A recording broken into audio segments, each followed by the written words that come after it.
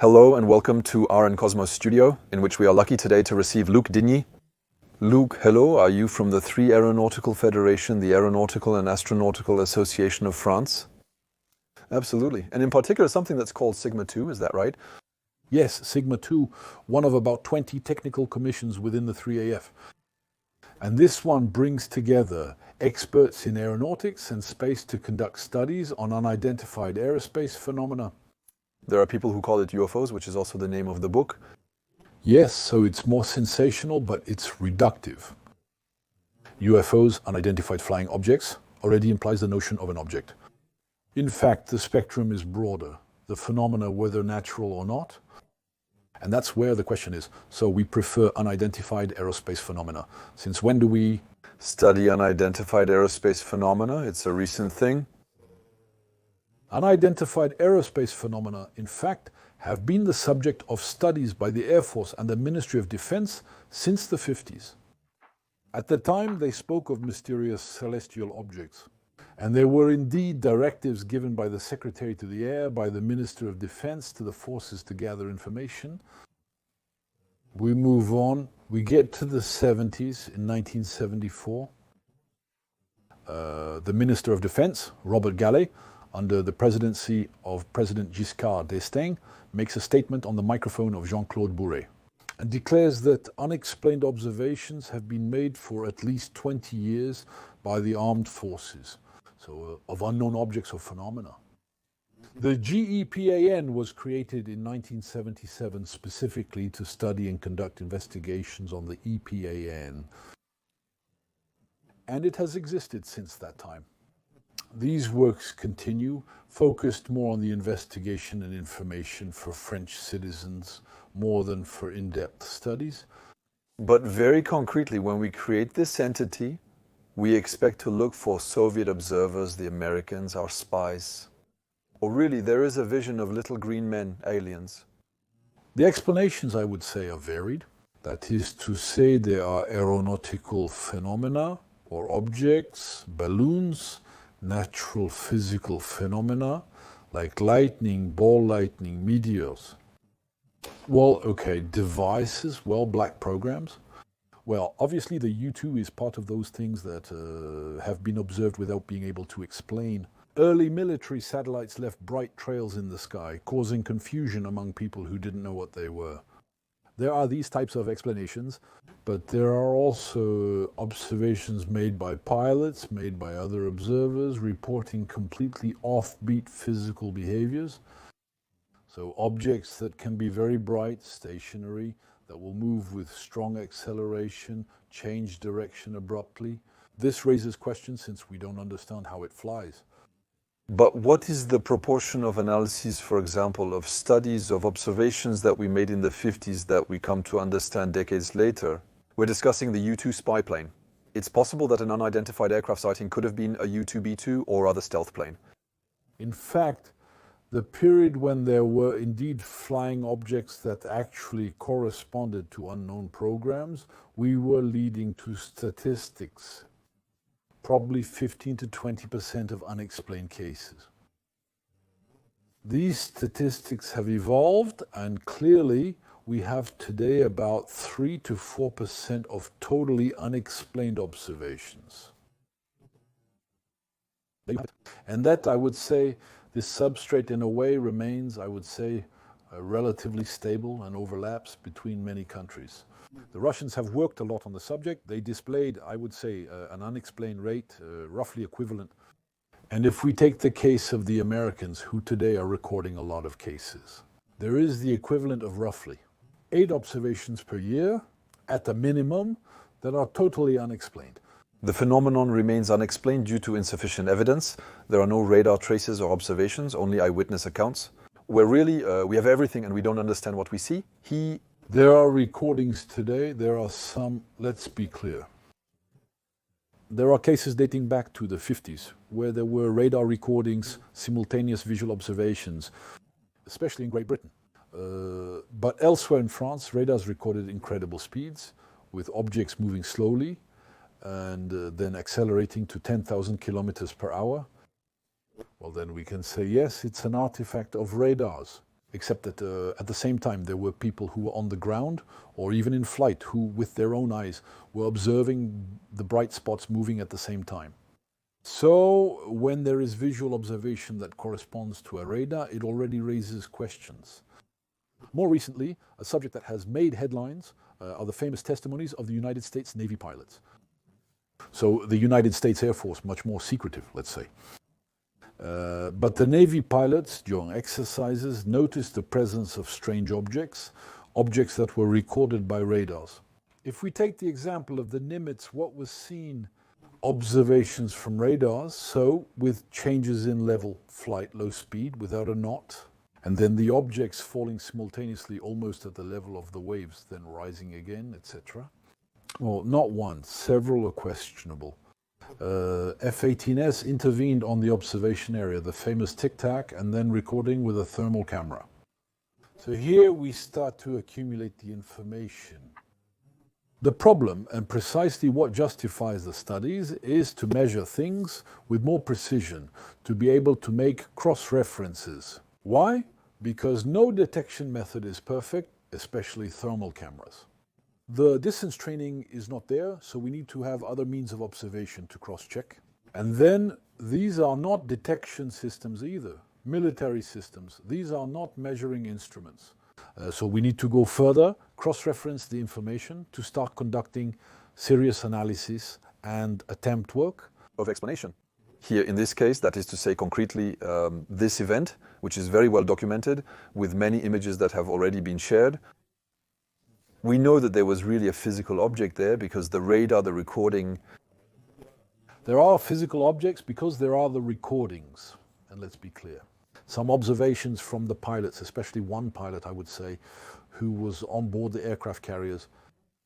There were two rear pilots who observed the passage of an object that was then spherical, cubic. It's not very clear all this between two planes that were in tight formation, so you might as well say that the pilots saw the thing go by, and it wasn't a hallucination. Besides, they had to make a maneuver of extremely rapid evasion and a detailed report upon return to explain that they had risked a collision. But in addition, it means that there are also different categories, different sizes, because of the famous tic-tac. It's nearly the size of a commercial airplane fuselage, while here we're dealing with equipment as small as a fighter jet. So, regarding the subject of size, indeed, there are extraordinary changes in proportions. Because here we're talking about the tic-tac. Well, it's reputed to be about 12 meters long. Well, we haven't seen the restitutions. It's a real shame, but well, you have pilots who have observed things. So obviously it's always difficult to estimate a size if we don't really have, I would say, the measure of the distance. That's the question. But who said they saw, I would say, a machine as big as a cathedral? I heard an Air France pilot tell me that one day they were doing a private flight and observed something that was big, like a cathedral. This kind of vocabulary is used quite often. So, on one hand, if you want, you could have observed a phenomenon, a sphere, a pilot who sees it pass near his plane. Who's going to say, I saw something that was a meter, 50, 2 meters, a few meters, and then others who will say, wait, I saw something that was huge. The Phoenix case in the United States. The thing in some kind of delta or boomerang shape, I don't remember very well, was observed by many American citizens. And the reported sizes do not correspond at all to any known aerial object. Clearly, this raises many questions. The military is concerned. I distinctly recall being in Belgium at that time. The Belgian observation, I had so many with this famous triangle. Luminous. It's famous because there has been a lot of observations. It depends on the point of view we take. If we take, I would say, the observation of the time. This observation was clearly unusual. The F-16s were not really able to track these objects, which were clearly very maneuverable. Some think of stealth planes, etc. Yes, but as for the F-117, for example, it is known for its stealth, not really for its accelerations. Well, but there you go. And then there are other secondary phenomena that have been observed, including radiations that would have been emitted, which melted snow, etc.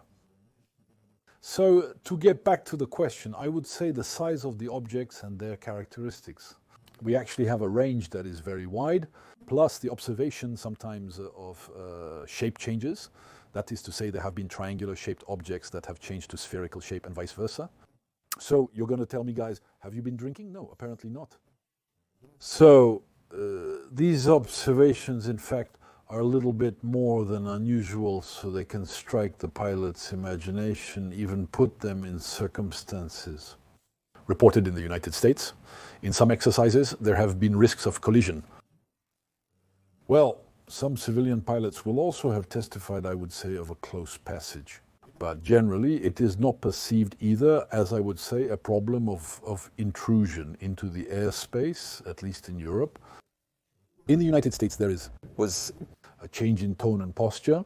That is to say, in essence, moving from a denial attitude, the Air Force closes the files. Blue Book in 1969, that's it. No air safety problem, no air security problem. There you go, we move on to something else. And then come these famous testimonies, the videos in 2017, so much later.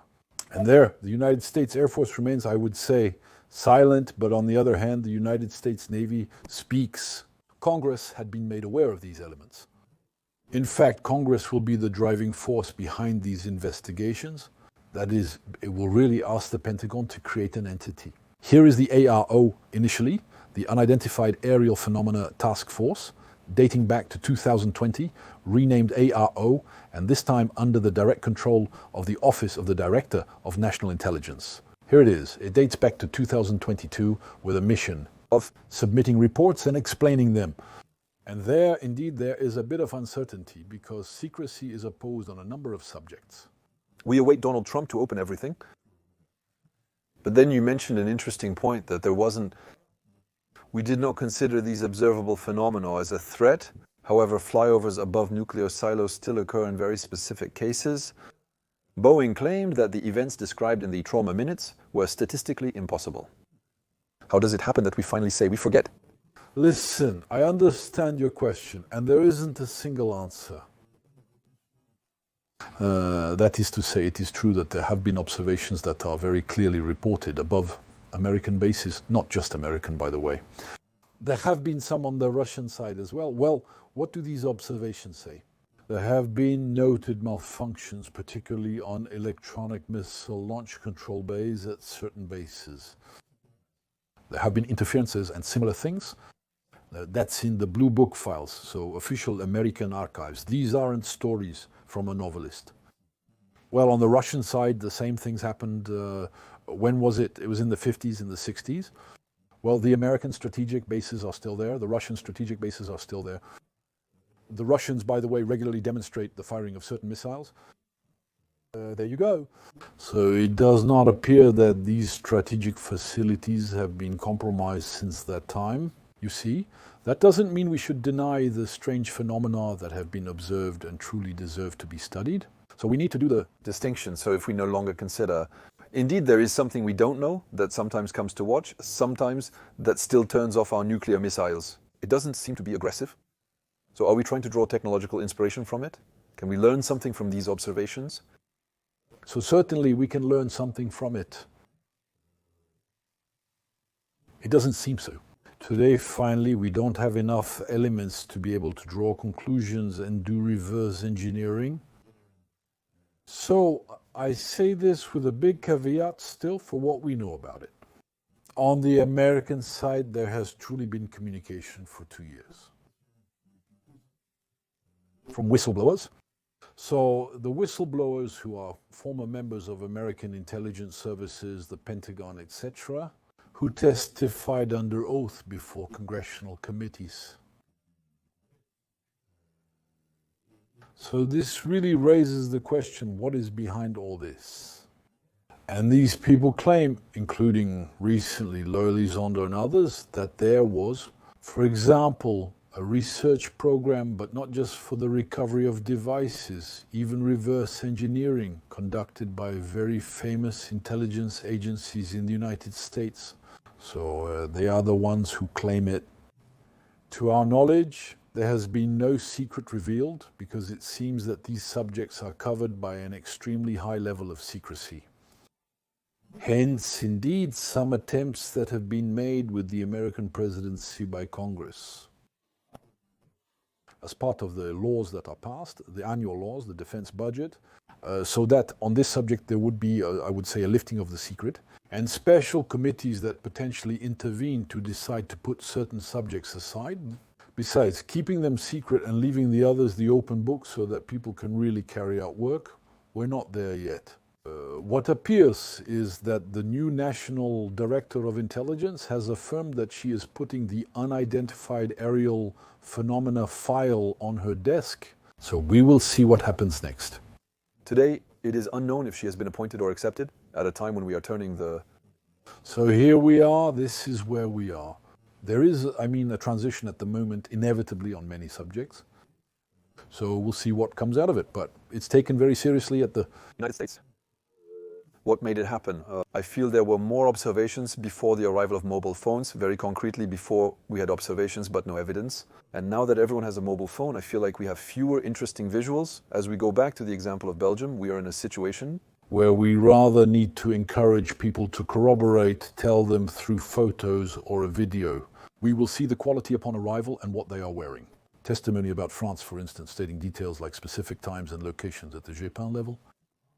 And indeed, today there may be a liberation of speech at the level of some pilots who have noticed things and who finally want to express themselves without being taken for a fool, to get back to the smartphone, the thermal cameras, the radar means, etc. Seeing optical meteor observation networks at the Sigma 2 Commission, we're interested in that.